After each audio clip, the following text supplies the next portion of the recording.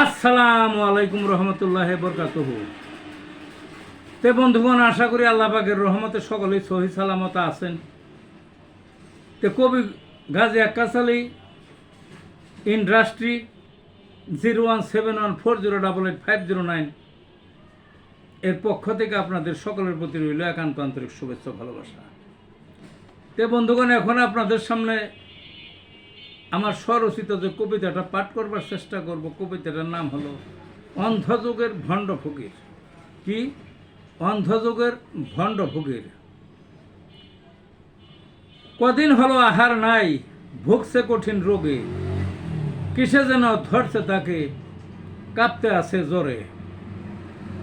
গণ্ডগ্রামে doctor নাই, কি যে উপায় হবে, দুঃখীর ছেলে অসহায়, কে চিকিৎসা দিবে। কোথায় আছে খনকার ফকির, বাহির করো খুঁজে, পয়সা নেয় না ফকিরেরা, পানি দেয় পরে। নন্দীগ্রামের কালু ফকির, সবাই তাকে চিনে, হাক ডাক চতুর্দিকে ভূত ছাড়ানোর কাজে।